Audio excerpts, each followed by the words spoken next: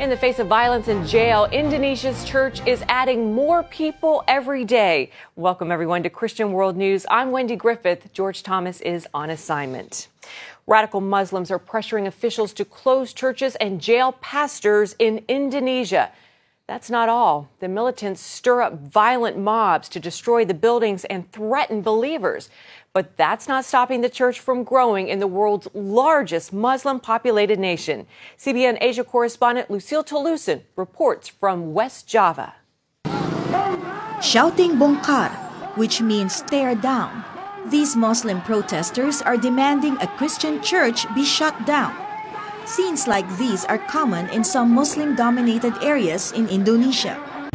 In a city in the province of West Java, all of its 29 Christian churches have been forcibly closed, even after meeting the requirements needed to operate legally as a church.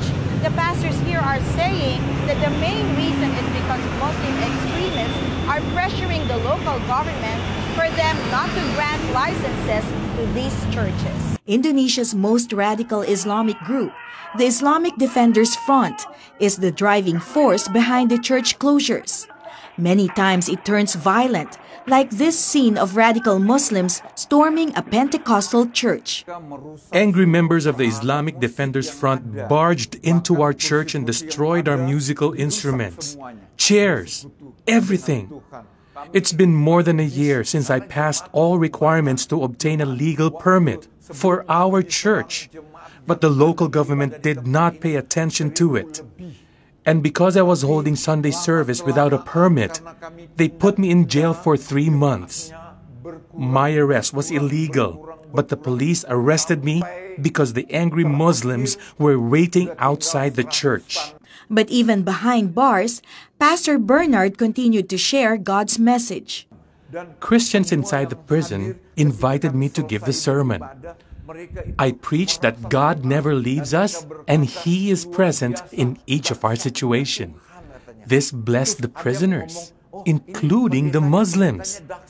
They asked me to pray for them, Christian style. And when I laid hands on the sick, they got well. For several months, Pastor Bernard's church held services in an open field. Today, they are worshiping in private homes. Pastor Caleb's church has not been targeted by the radical Muslims, and that's because a Muslim leader, who is his friend, protects them from the Islamic Defenders Front. I have a good relationship with this Muslim imam. I shared with him that Jesus is not only a prophet, that he is also God. We respect each other's beliefs, but he also reads the Gospels, which is part of the Quran, and I heard him preach about God's love in the mosque. Despite the persecution of Christians, Pastor Caleb says reliable research shows the number of Christians in Indonesia has significantly increased. Indonesia is now 20% Christian. There can be more, but in their IDs, they are still Muslim. There are also the underground churches. Indonesia still has more Muslims than any other nation in the world. But Pastor Caleb believes that the rise of Christianity will bring a spiritual and societal transformation. Lucille Tolusan, CBN News, West Java.